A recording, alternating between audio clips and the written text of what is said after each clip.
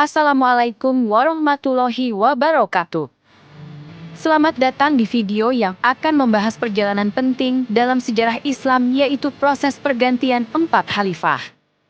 Dari Abu Bakar, Umar, Utsman, hingga Ali. Setiap khalifah memiliki perannya masing-masing dalam membentuk fondasi pemerintahan Islam dan menghadapi tantangan zaman. Maka dari itu, mari kita telusuri bersama bagaimana kepemimpinan mereka mempengaruhi umat Islam dan dunia. Abu Bakar menjadi khalifah pertama setelah Nabi Muhammad wafat. Proses Abu Bakar menerima jabatan sebagai khalifah terjadi secara cepat dan dalam keadaan yang sangat genting, karena kondisi dan situasi yang berpotensi terjadinya perpecahan. Sebelum Rasulullah wafat, beliau tidak menyampaikan pesan apapun untuk suksesi pemimpin setelahnya. Saat jenazah Rasulullah masih belum dimakamkan, kaum Ansyar berkumpul di Balai Bani Sa'idah atau Sakifah Bani Sa'idah dan menghendaki Sa'ad bin Ubadah sebagai khalifah. Mendengar hal itu, segera Umar bin Khattab bersama Abu Bakar dan Abu Ubaidillah bin Jarrah menyusul perkumpulan orang-orang Ansyar. Di sana kaum Ansyar dan Quraisy berdebat mengenai siapa yang cocok untuk menggantikan Rasulullah yang dalam hal ini bukan sebagai nabi melainkan sebagai khalifah. Abu Bakar menyampaikan agar Umar bin Khattab atau Abu Ubaidillah bin Jarrah yang diangkat sebagai khalifah. Namun Umar bin Khattab merasa bahwa Abu Bakar lebih tepat untuk menjadi khalifah karena merupakan orang yang setia kepada Rasulullah.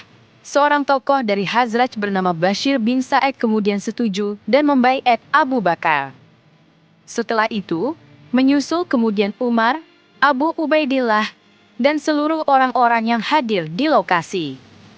Baiat ini masih terbatas, mengingat hanya dihadiri oleh kaum Ansyar dan beberapa dari kaum Muhajirin. Pada hari berikutnya, atau bertepatan dengan hari ketiga setelah kewafatan Rasulullah, dilaksanakanlah baiat secara terbuka di masjid. Semua orang berkumpul dan membaiat Abu Bakar. Abu Bakar memerintah dari tahun 632 Masehi sampai 634 Masehi.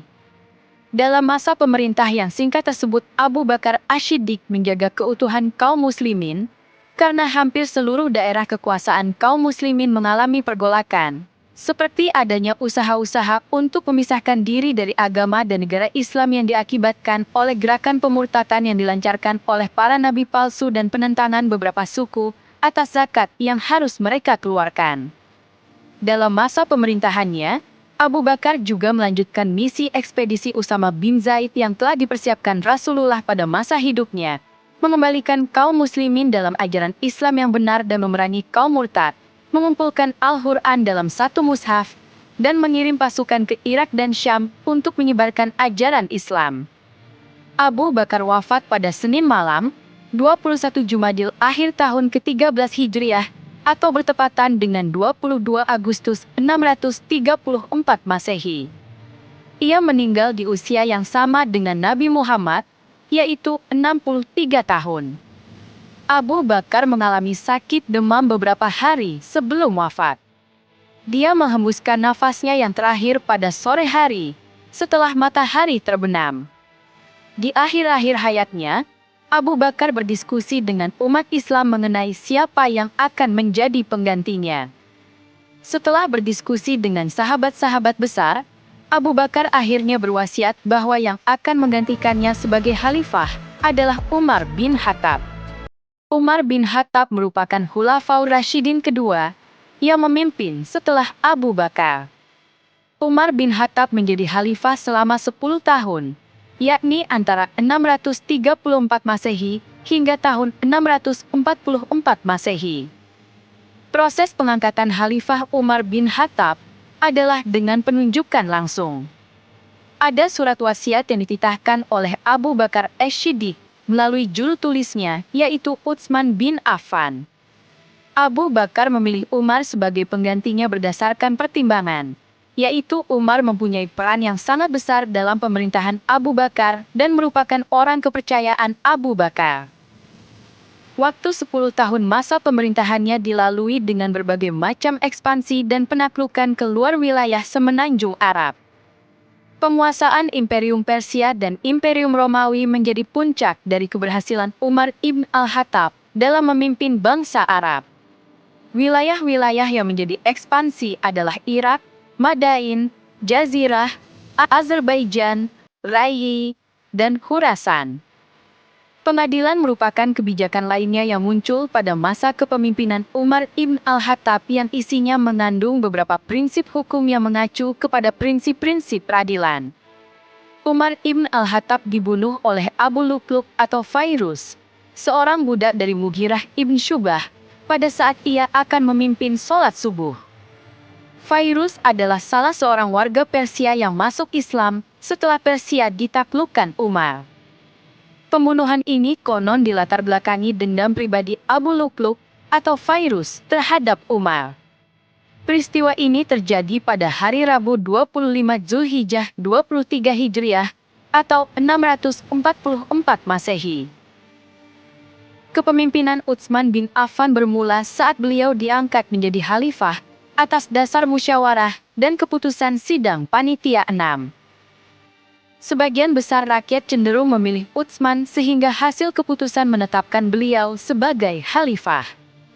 Utsman diangkat menjadi khalifah saat usianya 70 tahun.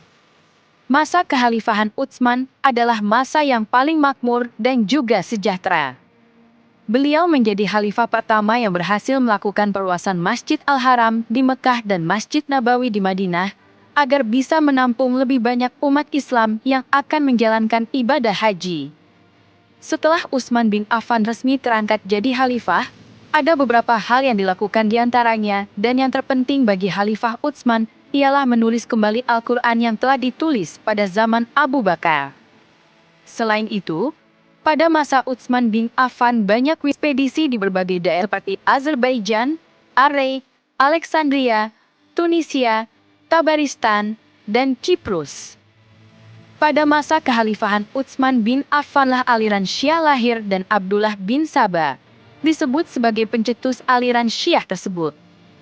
Karena merasa sakit hati, Abdullah bin Saba kemudian membuat propaganda yang hebat. Seterusnya penduduk setempat banyak yang termakan hasutan Abdullah bin Saba. Hingga suatu hari, tanpa diketahui oleh pengawal-pengawal rumah, masuklah kepala gerombolan yaitu Muhammad bin Abu Bakar yaitu gubernur Mesir yang baru dan membunuh Utsman bin Affan yang sedang membaca Al-Quran. Ali bin Abi Thalib adalah salah satu sahabat Rasulullah yang juga sepupu dari sang Nabi. Ia lahir di Makkah pada 13 Rajab. Ali dikenal sebagai sosok yang cerdas. Abdullah bin Saba yang merupakan seorang pemimpin di Mesir mengusulkan agar Ali bin Abi Thalib diangkat sebagai khalifah.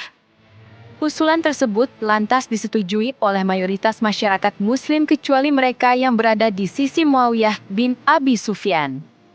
Ali bin Abi Thalib mulanya menolak usulan tersebut karena kala itu banyak terjadi kerusuhan di berbagai tempat.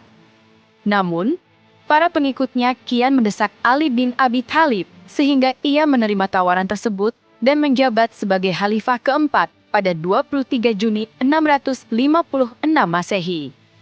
Meski masa kepemimpinannya sebagai khalifah cukup singkat, ada sejumlah prestasi yang Ali capai. Dirinya mampu mengganti beberapa pejabat yang kurang cakap dalam bekerja demi pemerintahan yang efektif dan efisien. Selain itu, Ali bin Abi Thalib juga membenahi keuangan negara atau Baitul Mal. Ia menyita harta para pejabat yang diperoleh secara tidak benar untuk disimpan di Baitul Mal guna keperluan rakyat. Lalu, pada bidang pembangunan Ali juga berhasil membangun kota Kufah secara khusus yang pada akhirnya kota Kufah berkembang sebagai pusat ilmu tafsir, hadits, nahwu, dan ilmu pengetahuan lainnya. Masa kekhalifahan Ali tidak lama, hanya berselang 5 tahun sampai akhirnya ia wafat pada Jumat 17 Ramadan tahun 40 Hijriah yang diketahui penyebab kematiannya ialah ditikam ketika hendak sholat subuh.